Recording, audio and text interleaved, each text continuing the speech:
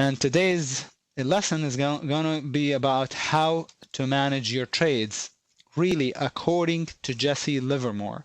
It's something that I learned from a book that was written 100 years ago. Not quite 100 years ago, but almost. So here's the concept. Take the small money the market makes available to you, or hold until the real target is reached. But do not, and I repeat, do not make the in-between management. Now, this is my own wording, obviously. No author would put this in their book. So this is my concept so far, but I'm going to show you how I got the concept from Jesse Livermore. So again, the concept is very, very simple. When the market makes money available to you, feel free to take it, to exit the trade. Or if you say, no, this is not enough, it's not a target, the stock should still continue higher, then no problem. You want to hold, then hold it, but don't be wishy-washy. So either be tight with your management or be loose. Don't be in between. I'm going to explain that in the next few minutes, of course. But first, let's read what Jesse Livermore wrote almost 100 years ago. He said, I sometimes think that speculation must be an unnatural sort of business because I find that the average speculator has arrayed against him his own nature. The weaknesses that all men are prone to are fatal to success in speculation. The speculator's chief enemies are always boring from within. It is inseparable from human nature to hope and to fear. In speculation, when the market goes against you, you hope that every day will be the last day, and you lose more than you should had you not listened to hope. The same ally that is so potent, a success bringer to empire builders and pioneers, big and little. And when the market goes your way, you become fearful that the next day will take away your profit, and you get out too soon. Fear keeps you from making as much money as you ought to. The successful trader has to fight these two deep-seated instincts. He has to reverse what you might call his natural impulses. Instead of hoping, he must fear. Instead of fearing, he must hope.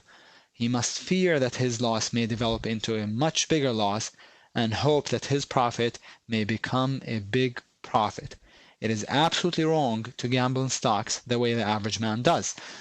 And he goes on to say, I've been in the speculative game ever since I was 14 years old. I know that these statements are incontrovertible. It does not matter what anybody says to the contrary. So when I read that, and these are from pages 114, it's this passage on pages 114 and 115 in Jesse Livermore's classic book, Reminiscences, Edwin Lefèvre's book, Reminiscences of a Stock Operator, about the life and the life and trading history of Jesse Livermore, the greatest trader ever lived.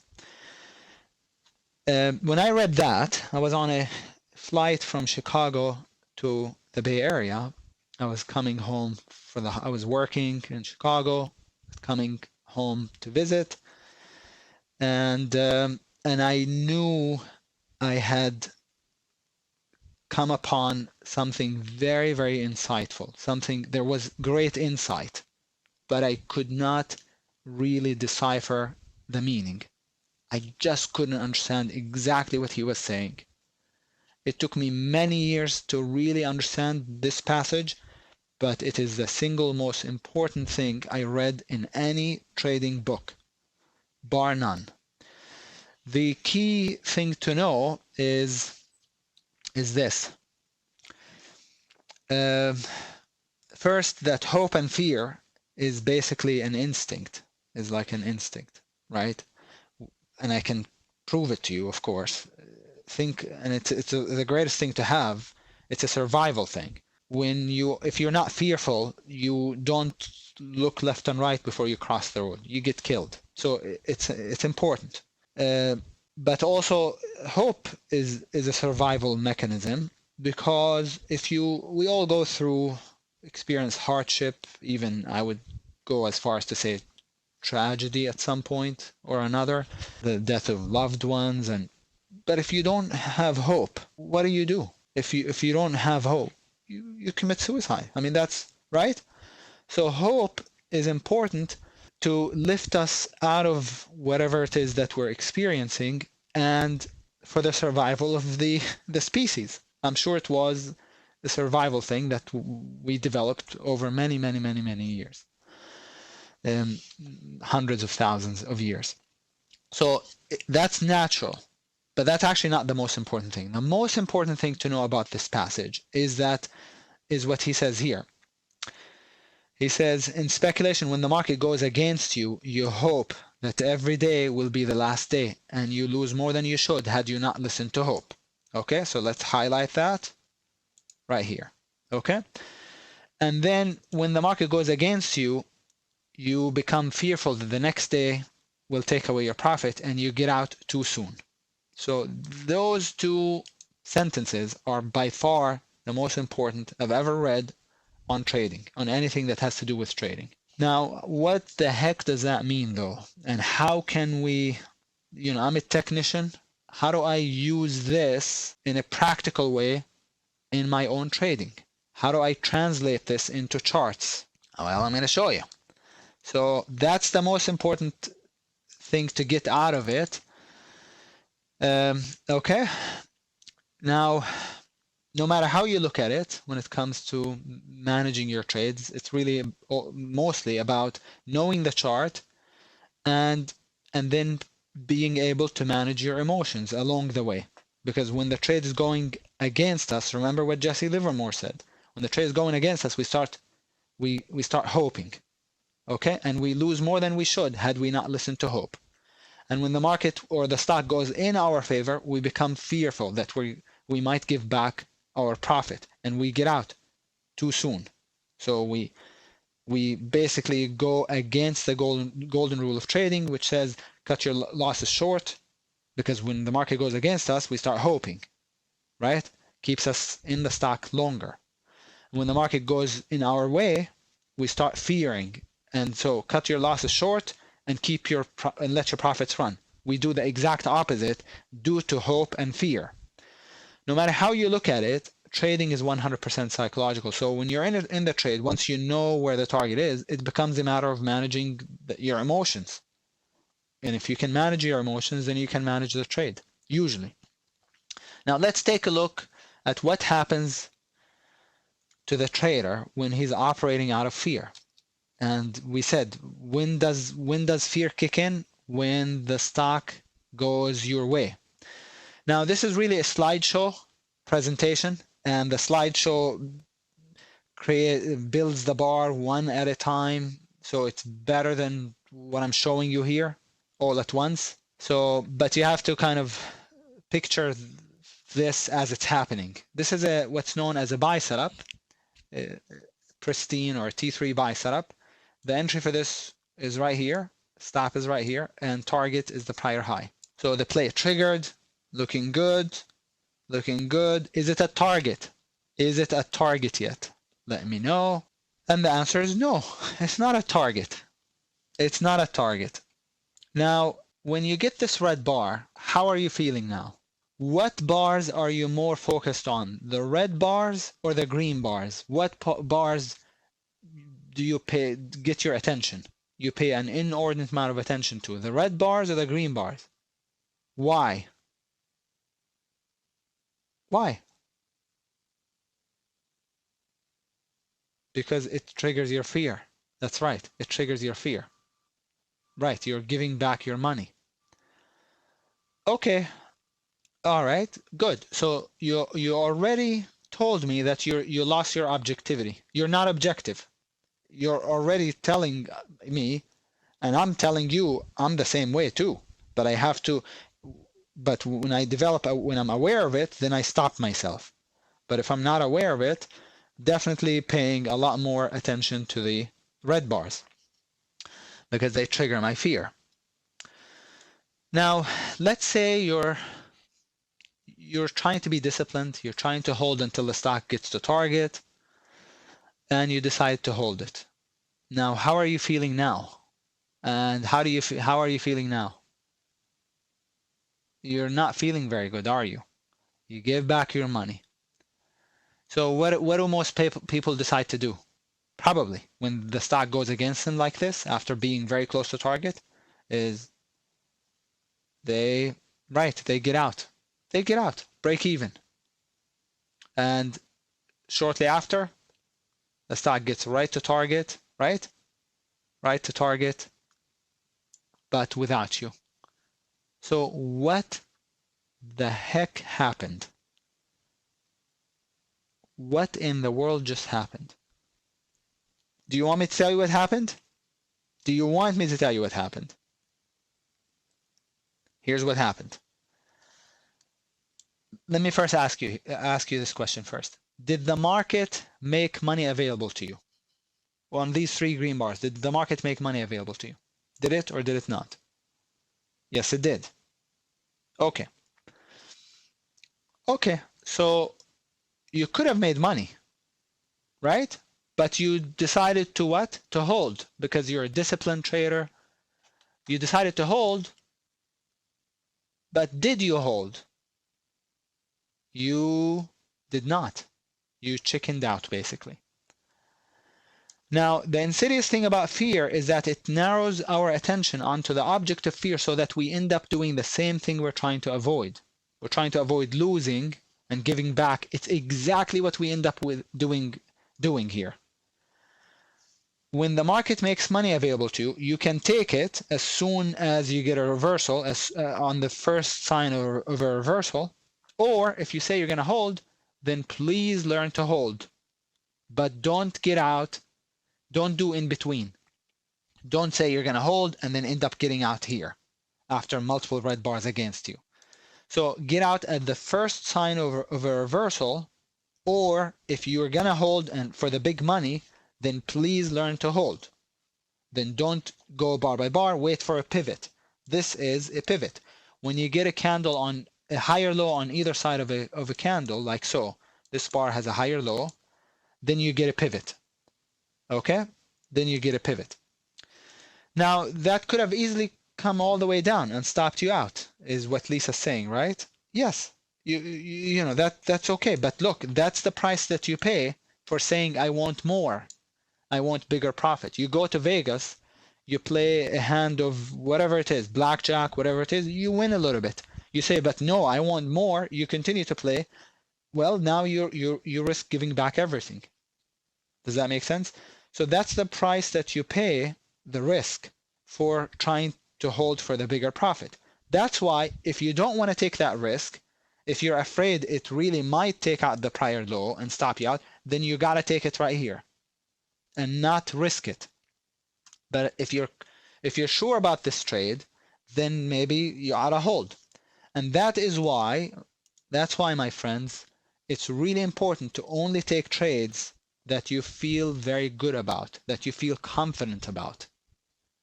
Because if you don't, then you will not be able to manage them. This is a secret that I discovered many years ago. It's important to only take trades that you really feel confident about. Because if you don't, you'll end up doing exactly what just happened to this trader. Okay? So when the market goes your way, you become fearful that the next day will take away your profit and you get out too soon. Most traders are out here. Probably here or here, right? And they make a little bit of money on the way up when the stock goes in their way, okay? But let's see what happens when the trader is operating on hope rather than out of fear, on hope. So, and let's say the same stock, same setup, but instead of going higher, it failed. Am I right? Now, if you're still in it, like a lot of novice traders would be, they would still be in it. They don't take their stops. They don't even know the concept of putting a stop order in the system. Why don't they? Because they're novice. They don't treat trading as a business with calculated risks. I mean, I didn't.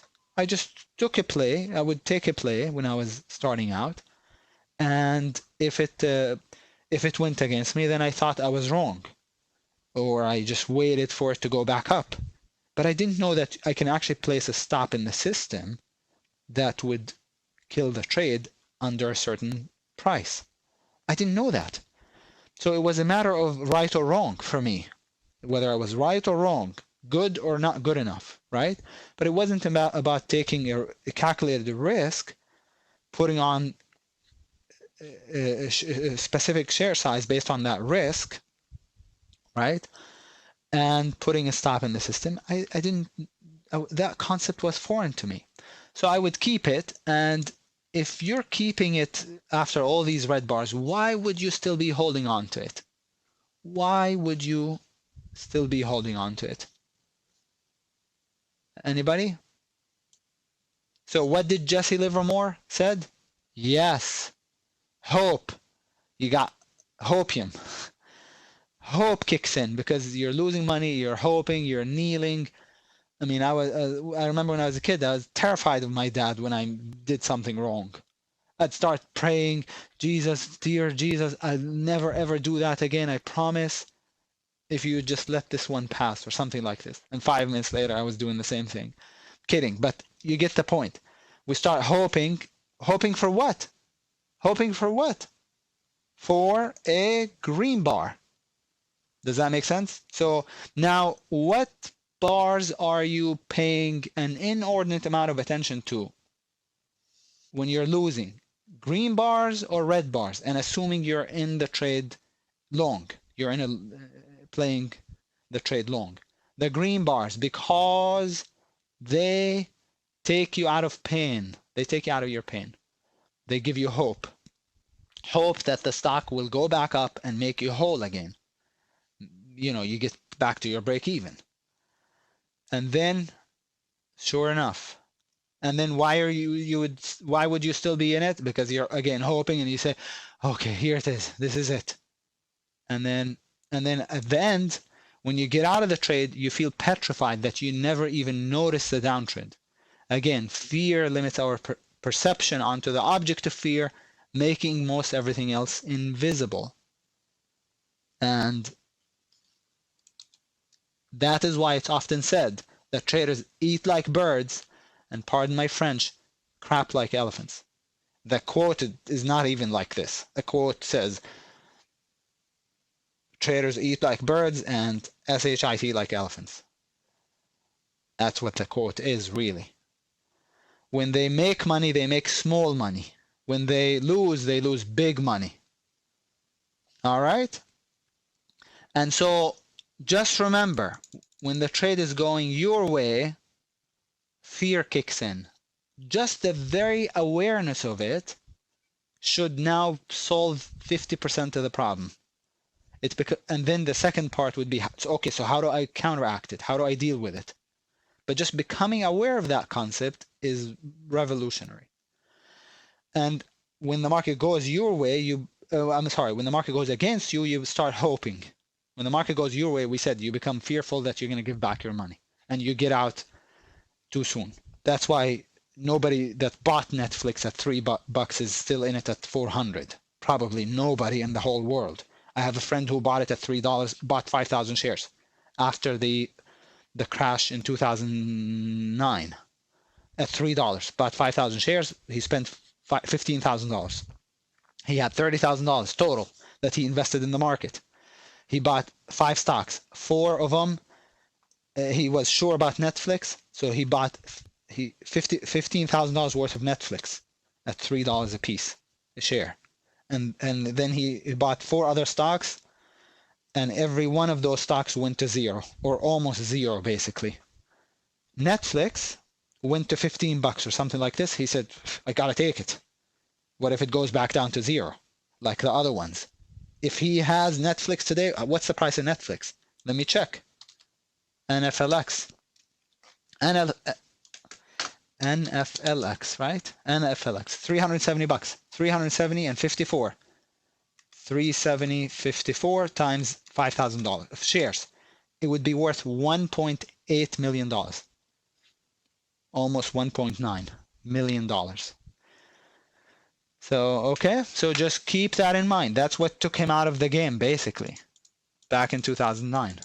So, all right. And so the thing to be aware of the most is what I call the in-between management, which means you want to get out quickly or hold for a pivot. But don't do the in-between. Don't do the in-between.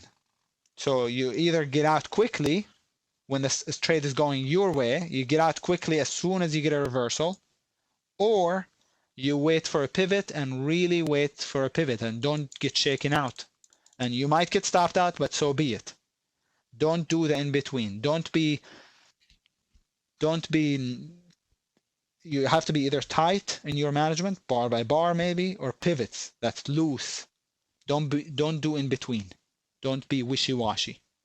Know who you are as a trader, what your style is, what suits your personality, what type of trade it is. For example, if it's a scalp trade, I'm out, bar by bar. If it's an all-day hold, and I say it's an all-day hold, and I'm trying to get out of it at the end of the day because tier 1 gaps, right? Xilinx, XLNX, I think is the symbol. Where did I get out of it? At 115. Let me show you the low, 115.25. I got out of it at 115.80. The goal was to hold it until the end of the day. If you're going to go bar by bar, if I went bar by bar that day, then I would have gotten shaken out, of course. So depending on your goal for the trade, your management you should manage accordingly to your goal for the trade. If your goal is to just as a scalp, quick in and out, then go bar by bar from the get-go. If it's something that you want to hold for the whole day, then obviously you need to manage on pivots. And what's a pivot in general? A pivot is just, real simple. I already actually talked about this in previous lessons. A pivot forms when you have a candle with higher lows on either side of a candle. So this would be considered a pivot. I mean, that's yellow, but it doesn't matter. Those are green bars, let's say, and that's a red bar. Doesn't matter. So if you have a higher low on either side of a pivot, or on either side of a candle, that's actually a pivot. Okay? Some solutions also understand thoroughly how fear and hope cause a lot of problems. They prevent you from reading market information objectively, which is important. You want to be able to read market information objectively. They make you act on impulse rather than hard logic, and they make you lose self-confidence to always act in your own best self-interest. If you're always getting out too soon or getting out too late when the trade goes against you, you stop trusting yourself. You lose self-confidence to always act in your own best self-interest. Accept the risk before putting on a trade. Not accepting the risk is how the vicious cycle begins for most traders. They take the trade, but they really don't want to lose. I mean, I have my brother-in-law asked me about Apple when it was at 350 before they did the 7-to-1 split. And he said, I got $50,000 that I'm looking to invest. What do you think about Apple? I said, it's great. It's got a weekly buy setup. It had a great weekly chart. But I said, how much? He said, I have 50,000. I said, that's a lot. So how much are you willing to lose? He said, nothing. I said, well, I mean, what are you talking about? If you're putting money in the stock market, obviously you have some kind of it could go against you. He said, no, that's all the money that I have. I said, okay, well then you can't, then you can't invest it basically. If you're not willing to lose, then you can't invest it. So you have to accept the risk before putting on the trade. Stop perceiving market information as either painful or happy information. We already said be objective. You want to read the charts objectively, regardless of your position. Maintain an objective state of mind by monitoring your stream of thoughts and your emotions. More importantly, by monitoring your emotions. A great exercise would be to actually videotape the screen. Basically, you're taping the screen and you watch it later on. After the close, maybe you watch how the trade progressed and how you managed it. And you'll see, and you'll start to ask yourself, why in the world did I get out here? I don't see a reason. Why did I get out? Oh, it's because of your emotions at the time. Probably you were afraid you're going to give back or something. Because I've done that before, and I would watch the film and I'd say, why did I get out? Why did I buy here? Or why did I, so you learn a lot by video recording your trades and reviewing later on. Know that your losses, once you know the charts and you're good at what you do, then know that your losses are the result of your attitude. Okay? So you do need to have a certain amount of knowledge, that's for sure. But this is not rocket science, or there are only two directions, up or down, right? You can only go long or short. It's not rocket science where 1,000 different things at least could go wrong and you'd lose your life, or the astronomer would lose his life. So this is not rocket science. So it's not that difficult if you have the right psychology. And when I say attitude here, I just mean your psychology. I can't write it. Psychology. Okay. And then one last quote for you to take as a takeaway. A quote that I read in a book written 2,500 years ago. When an archer shoots for nothing, he has all his skill. If he shoots for a brass buckle, he is already nervous. If he shoots for a prize of gold, he goes blind. He is out of his mind. He sees two targets. His skill has not changed, but the prize divides him. He cares. He thinks more of winning than of shooting, and the need to win drains him of power. Isn't that sublime? Isn't that just wonderful? Applies perfectly to trading. So this is not archery, but when an archer shoots for nothing, he has all his skill. If he shoots for a brass buckle, he's already nervous. If he shoots for a prize of gold, he goes blind. He's out of his mind. He sees two targets. His skill has not changed. He's the same archer. But the prize divides him. He cares now. He thinks more of winning than of shooting, and the need to win drains him of power. And that's written by Chuang Tzu, a Chinese sage. Or that's who this is attributed to, I should say. Now, it's like free throws, playing basketball, and the game is on the line, and a player could make 100 free throws in a row at practice if nothing was on the line. But if the championship game was on the line, last second of the game, shooting free throws can be really nerve-wracking. Does that make sense? It's the same thing here. So, all right.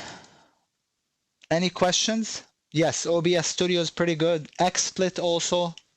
XSplit.com is another program that you can use to record your trading session, your monitor. XSplit, OBS Studio are the top two, I would say. Any questions about what we covered? It's a lot to take in. I know it's a lot, but you got to start somewhere. And that is my lesson for you on management, on how to manage your trades.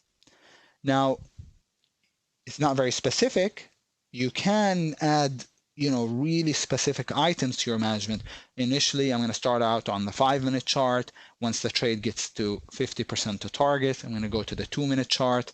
Once the trade gets very close to target, then I'm going to do 1 minute bar by bar. And once it's at target, then I'm going to go use the level 2. And as soon as the bid gets taken out, then I jump out of the trade.